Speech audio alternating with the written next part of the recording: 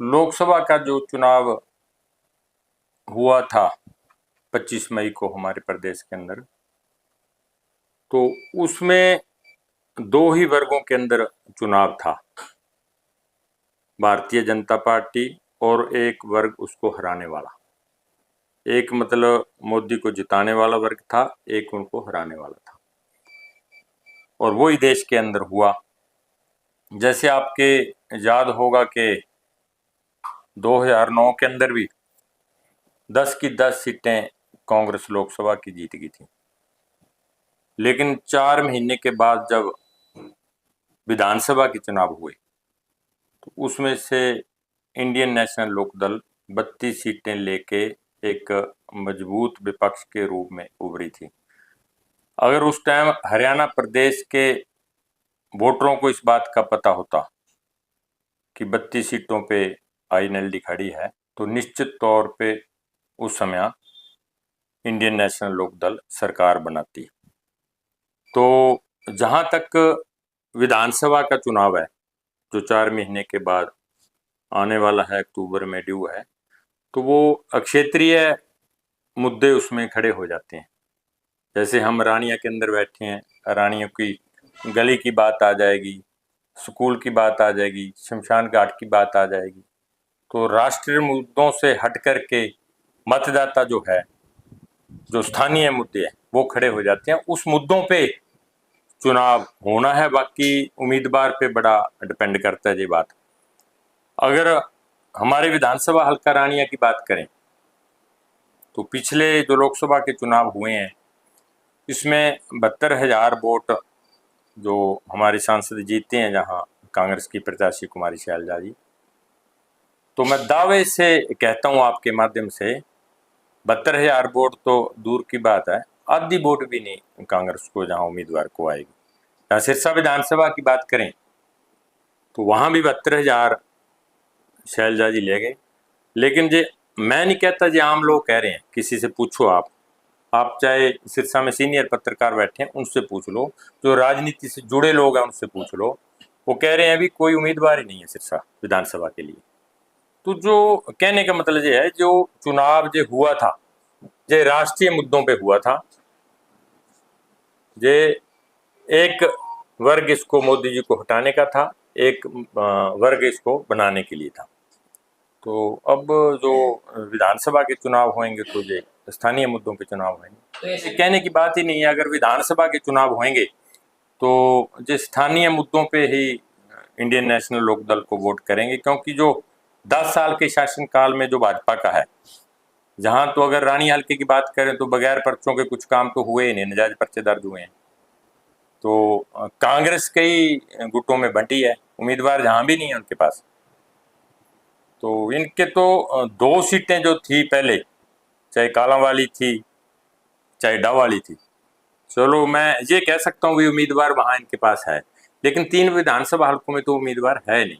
किन स्थानीय मुद्दों को लेकर के जो पार्टी है, जो जनता के बीच में जाने का प्लान है, चुनाव लड़ने का? चौधरी देवीलाल की पार्टी ने हमेशा किसान के मुद्दे को सर्वोपरि किया है।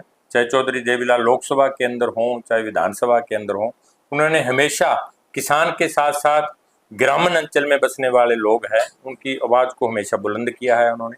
चाहे मजदूर है, छोटा दुकानदार है, रानिया को मैं छोटा एक कस्बा मानता हूँ, ये तो शहर नहीं है। तो ये जो मौजूदा व्यवस्था है, ये बड़े पूंजीपतियों की बात हमेशा इन्होंने की है। लोकसभा के अंदर इन्होंने ऐसे बिल लेके आए हैं जो पूंजीपतियों के हक में होते हैं, और जो हमारे जैसे छोटे लोग हैं, चाहे हमारे शहर में रानिया के अंदर जो दुकानदार है, मैं इनको छोटा गिनता हूँ, मैं इनको पूंजीपति नहीं मानता। चाहे कोई मजदूर है, चाहे किसान है, चाहे किसी और वर्ग से है, चौधरी देवीलाल की पार्टी ने, चाहे वो थे, चाहे चौधरी ओम प्रकाश चौटाला है, अभय सिंह जी चौटाला जी हैं, अब इन्होंने हमेशा इन लोगों की आवाज़ को बुलंद करने का काम किया है। रानी हल्का नेहरू को गढ़ माना जाता रहा है, हाँ लेकिन अब कहीं न कहीं सेंध लगी हुई है, तो इस पे आपका क्या प्रतिक्रिया है? आप अक्टूबर के अंदर देख लेना, वे परिस्थितियां कुछ ऐसी हो गई थी 2019 में, तो कुछ लोग हमारी पार्टी से निकल गए थे। उस टाइम हो जाता है कई बार, 91 में भी चौधरी रणजीत सिंह जी 92 में छोड़ के गए थे लोकदल, उस टाइम तो हो जाता है ये। लेकिन जो लोग छोड़ के गए थे उनकी स्थिति आप देखो क्या है आज। उनको तो घुसने नहीं दे रहा कोई गांवों के अंदर। तो हम जहां भी अब गांवों में जाते हैं, मैं कल भी रानिया में था सारा दिन, तो आज भी आपके सामने इधर रानिया में जा रहे हैं लोग, चौधरी ओम प्रकाश चौटाला के राज को याद करते हैं, क्योंकि उनको पता है कि हमारे जो हित हैं कहाँ सुरक्षित हैं। सिरसा लोकसभा से नेल्लोर प्रत्याशी को 1 लाख से भी कम वोट आई है, तो आप क्या मानते हैं नेल्लोर को पास करोगे? नहीं, मैं आपको वो ही कह रहा हूँ, आप ये मोदी जी को हराने के लिए वोट लोगों ने किया है। जो लोग उनको लगता था भी ये जीत रहे हैं, शैलजा जी जीते हैं, लेकिन मैं ये कहता हूँ कि ये शैलजा जी की उपलब्धियों से कांग्रेस की जीत नहीं हुई। ये भाजपा की, खास करके जो इनका उम्मीदवार था अशोक तंवर, इसकी विफलताओं के कारण ये शैलजा जी जहाँ से जीत के गई है। तो आप बता दो कितने सालों के बाद जो उम्मीदवार जहाँ से जीते हैं पब्लिक में कभी आए नहीं। हम तो सारा दिन पब्लिक में घूमते हैं, चाहे हमारा उम्मीदवार था, लेकिन विधानसभा जो हल्का नरवाना है वो लोकसभा क्षेत्र सिरसा में ही आता है, बाहर का उम्मीदवार नहीं था, बाकी दोनों बाहर के थे। ये तो स्थिति ऐसी होगी, राष्ट्रीय मुद्दों पे चुनाव था तो इस करके उनकी जीत होगी। रानिया विधान से एमएलए की सीट का कौन सा चेहरा है जो पार्टी की तरफ से तैयारी चल रही है? हमारी पार्टी का जो पार्टी सुप्रीमो है, आज तक जो 2 कैंडिडेट हमारे जहाँ जीते हैं, तीसरे भी चलो 2019 में उन्होंने उतारा था उम्मीदवार, तो चौधरी ओम प्रकाश चौटाला के नेतृत्व में पार्टी हाईकमान जिसको भी टिकट देती है, दिन रात करके हम मेहनत करके उसको जिताने का काम करेंगे। इस बार भी चौधरी साहब जिसको टिकट देंगे तो निश्चित तौर पे आप देख लेना, अक्टूबर में फिर अपन यहीं बैठेंगे, चुनाव के बाद, उससे पहले भी बैठेंगे, तो विधानसभा रानिया से कौन जीत के जाता है। आप अपने आप को पार्टी प्रत्याशी का चेहरा मानते हैं? पार्टी तो जो फील्ड में घूमते हैं सारे लोग कार्यकर्ता हैं, तो कहते हैं कुछ ना कुछ तो होता है, लेकिन जो पार्टी का आदेश सर्वोपरि है, जो वो कहेंगे उसके लिए हम फूल चढ़ाएंगे, चाहे पार्टी का। हाँ जी, लोकसभा चुनाव में नेल्लोर जो आपको क्षेत्र हिसाब से नहीं बचा पाए, ऐसे में विधानसभा में कैसे? नहीं, ये तो 10 की 10 लोकसभा क्षेत्र में यही मुद्दे हैं, देश में मान लो, मैं तो कह रहा हूँ कि देश के अंदर ही है। मोदी जी, मेरी बात सुनो, कई उम्मीदवार ऐसे हैं भाजपा के, लाखों वोटों से जीते हैं, वो 8-8, 9-9 लाख से जीते हैं। शिवराज जी हैं, शिवराज चौहान जी, मध्य प्रदेश के पूर्व मुख्यमंत्री, मेरे ख्याल 8 लाख से ऊपर जीते हैं। लेकिन मोदी जी, आपको शायद पता होगा, हमारे जो प्राइम मिनिस्टर हैं, ये एक बार तो 1-2 राउंड में पीछे हो गए थे, अब भी 2 लाख से नीचे रहे हैं, 1.5 या कुछ और, पूरा फिगर नहीं पता मेरे को।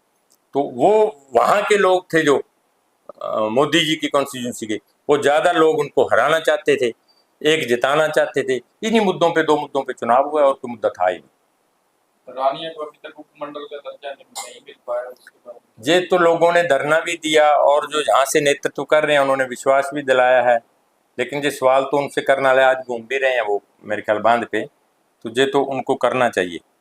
लेकिन चौधरी ओम प्रकाश चौटाला के नेतृत्व में अगर अभय सिंह चौटाला जी की सरकार बनती है तो सिरसा जिला को, रानिया नहीं, सिरसा को तो देखने की जरूरत ही नहीं है क्या करना क्या नहीं करना।